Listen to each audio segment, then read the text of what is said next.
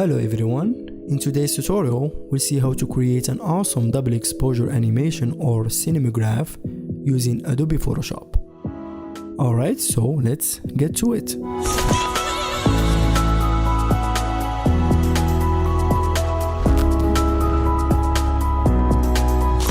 Alright, so let's go ahead and open Photoshop and then take the image you will be using, or you can use the same image I will be using in here. You'll find it down in the link from the description below. And now the first thing that we are going to do is to cut the model from the background. So I will be using the quick selection tool to do that, and I will try to make a selection. It should be easy because we have a white background, so just try to cover all the areas in here. Alright, and now I'm gonna open the select and mask, and I will try to improve the hair selection. As you can see, we don't have a really good selection for the hair, so we'll be using the refined edge to do that. But first I will make sure that smart radius is on, and I will try to improve the hair selection, or bring back some of the hair that we didn't select. Alright, and I will do the same for the beard. Alright, now in this radius in here I will put around 40 pixels to 30, and this will improve it even more, and I will press OK. Alright, now we'll apply a layer mask on this selection by one click on this layer mask icon, and as you can see we have a layer mask in here. Now I'm gonna press Alt or Option, and I will one click on this layer mask, and this will allow me to enter the layer mask mode. And as you can see we still have some gray in here and a little bit of dark areas inside the white area in here, which is our selection. Alright, so we need to get rid of this grayness in here that we have using the dodge tool and the burn tool. So I will switch to my burn tool in here, and in the range I will put shadow, and for the exposure I will put around 40 to 50%, and I will start getting rid of these gray areas in here, as you can see, just like this. And I will do the same in here. I'll try to find all this area that is gray in here. Alright, now I will switch to the dodge tool, and I will do the same, but this time I will make sure that the range set to highlights and the exposure set to 50 to 40%. And I will go this time to the white area in here, and I will get rid of this gray areas that we have.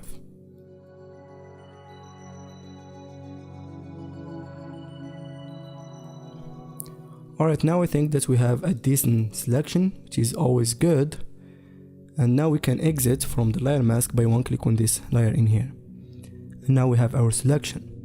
Alright, now I'm gonna create a new file. So I will go to File, New, and I will put 1920 for the width, 1080 for the height, 300 in the resolution, and RGB in the color mode. And of course you can choose whatever width and height you want.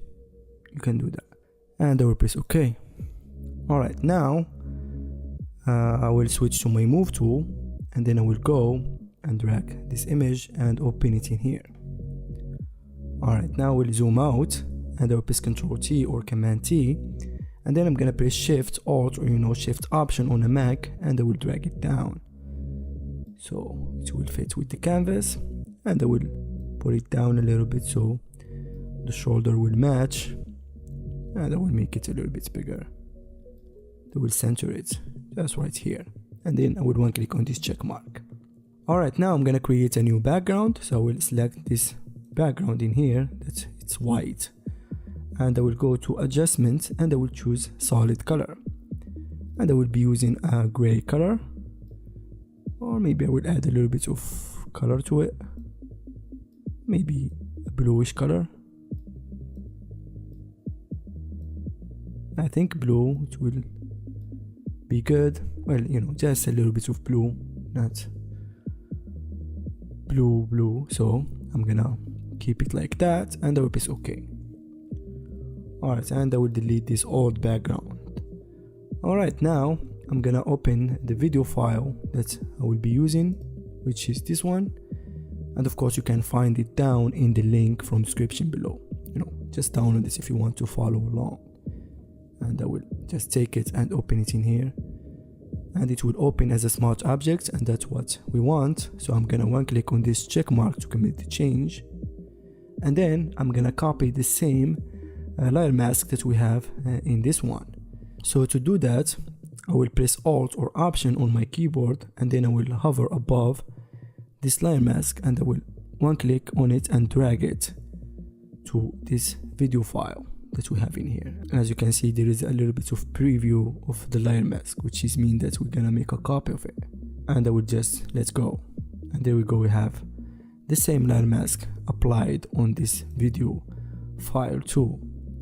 Now I'm gonna unlink this chain that we have in between the video file in here and the layer mask. So I will just one click on this chain and it will disappear, which is mean that there is no link anymore. Now the reason why we did this, so we can adjust or move this video file alone, and we can do the same for the layer mask, but we want to do it for this video file. So I'm gonna select it, and I will press Ctrl T or Command T, and I will make it bigger. As you can see, we have this road that I want it to be aligned with the shoulder of the model, and also with the neck. So I'm gonna rotate it just a little bit, and I will try to do that. Maybe I will make it bigger. As you can see, I want it to be just like this. Maybe I will rotate it even more. And of course, you can use whatever video you want or whatever position you want for this video. But if you want to use the same as I'm using, with the same idea I'm doing now, you can do that. Alright, I think this will look good. So now we'll one click on this check mark to commit the change. Alright, now I'm gonna make a copy of this model layer in here, again by pressing Alt or Option. I will take a copy of it and put it on top, and then I will change the blending mode of it to lighten. Alright, now I need to delete this part so we can see the road that we just adjusted. So to do that, we're gonna use a brush, a regular brush, and black as my foreground color. And also I'm gonna make the opacity of the brush to around 25%. Alright, and I will make sure that I'm selecting the layer mask, and I will start deleting in here so we can see the road. It's all about the road.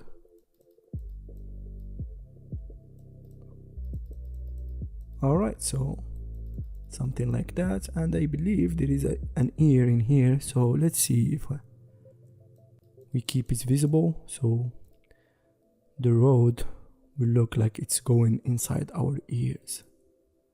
That will be interesting, so I'm gonna do that.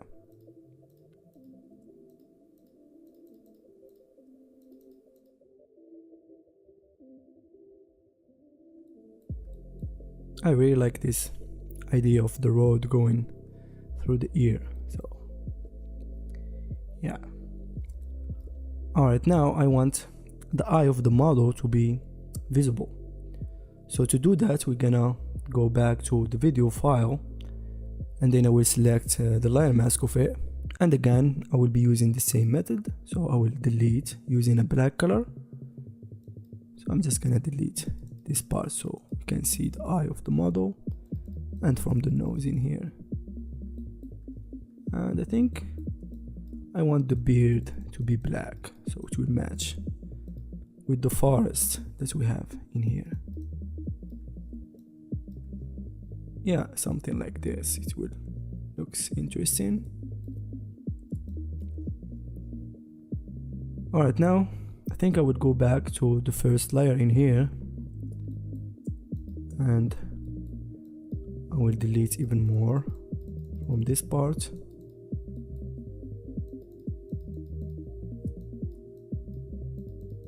Yeah, something like that.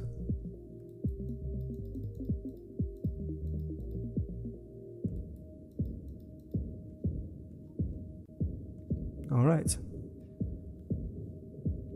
Now let's go back to the video file, and again I will select the layer mask, and I will just hide this house that we just revealed in here. Alright, so one last thing that I'm going to do is to add a little bit of adjustment, and also I want to add something in the background. So I'm gonna use the same video file that I have in here. I will add it in the background and I'm gonna blur it and make it black and white.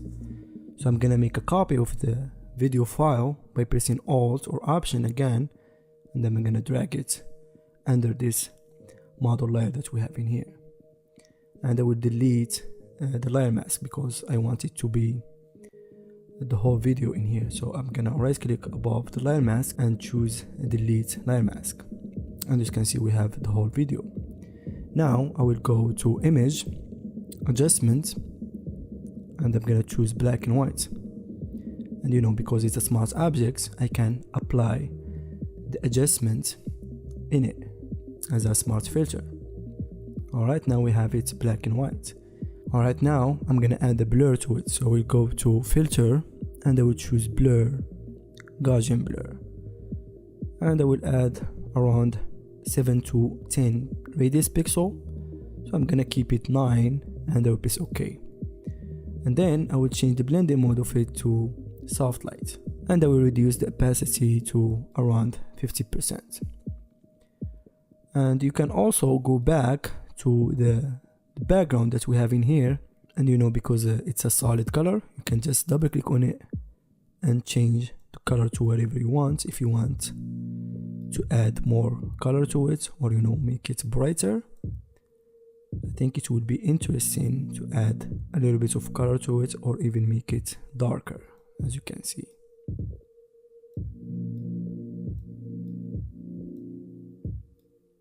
Yeah, I think this looks really good, and the is okay. Alright, now I will add a level adjustment. So I will select this first layer and I will go to adjustment and I will choose level adjustment, and then I will go to the RGB in here and I will choose red, and I will add a little bit of colors from this slider that we have in here. So just a little bit, and I will go to the blue channel and I will do the same. Let's add a little bit of colors just like this. I think it looks really interesting. Alright, now it's time for us to animate this. So I'm gonna open the timeline in here. If you can't find it, just go to window and choose timeline. Alright, now I will one click on this tiny create video timeline, and this will create it. But as you can see, the video is way longer than the other file, except for this level adjustment, which is following the duration of the video. So we can easily change that by just crop it like this. But we're not gonna do the same for the video in here. We're gonna adjust it alone because it's a smart object. So we're gonna open it by double click on it like this, and as you can see it will open in a new tab. And I also want to make it loop seamlessly, so this is the right way to do it, to open it in a new tab and then adjust it to whatever you want and then save it because it's a smart object. And also the video I'm using, as you can see, it will start from the morning and then it will end in night. And because it's longer than 5 seconds, if I just use this first part, you can't see the night part, and I want that, so I'm gonna start it from here. Yeah, I think just right about here. So I will just crop this part like this, and then I will go to the time in here and I will double click on it and I will put 5 seconds, and we just, to be precise, it's 5 seconds like this, and I will press OK. Now I will crop it again like that, and now we have 5 seconds, but it won't loop seamlessly. We need to do that.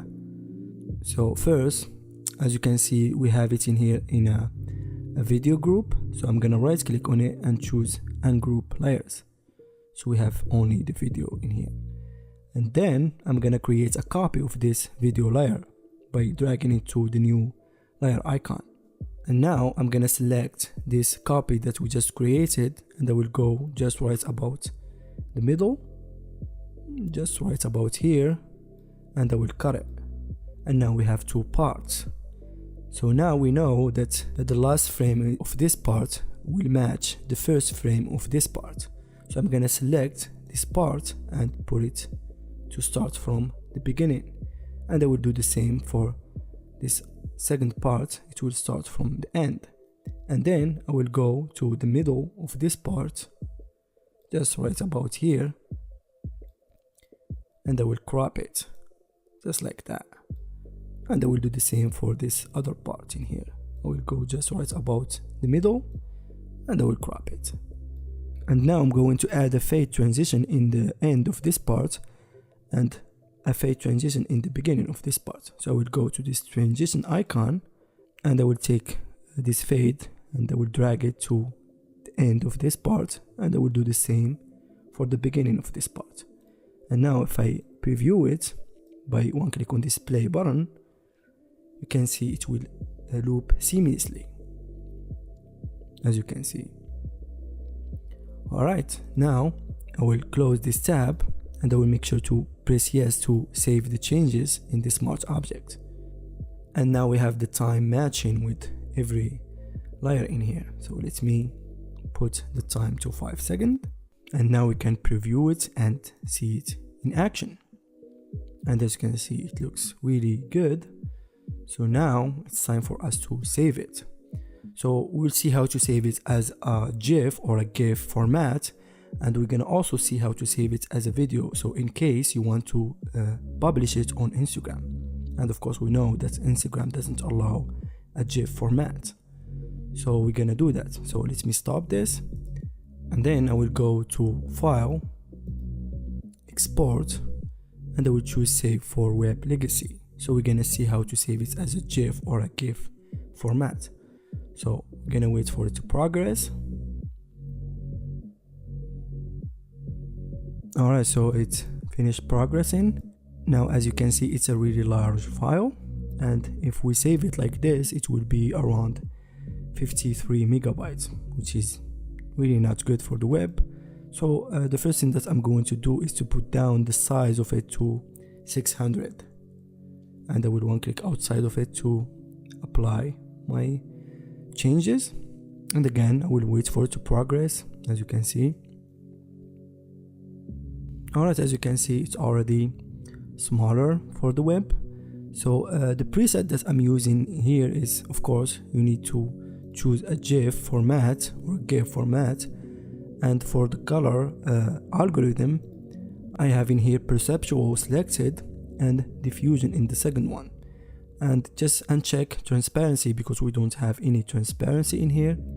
And for the colors, it's actually up to you. If you want to use 128, the size will be reduced, but also the colors will be reduced. For me, I keep it to 156 because I have a lot of colors in here and I want it to be in a really good color setting. And for the dither, I put 100% and white in the matte, and in the web snap 0%. And for the lossy, you can put around 10 to 20. So I think I'm gonna put about 20, and you know, just keep everything else the same and click save, and give it a name. So I'm gonna name it busy exposure, and I will click save. Alright, now let's go and preview the GIF that we just created. So I will open it, and there we go, we have a really good GIF format that is ready for the web. Alright, now let's see how to render it as a video. So again, I will head to File, Export, and I'm gonna choose Render Video. And I will give it a name first, so I'm gonna name it Busy Exposure again. And just select a folder. So I'm gonna select the same folder in here. And for the format I'm using is H264. I think it's the best one. And the presets, of course, high quality. You can change it to medium if you want the size to be reduced, and just keep everything in here the same and click render. And again, we're gonna wait for it to progress. Alright, now let's go and see our video, which is this one. So let's play it. And there we go, we have a really good double exposure animation that is ready for Instagram. But seriously, follow me on Instagram. Alright?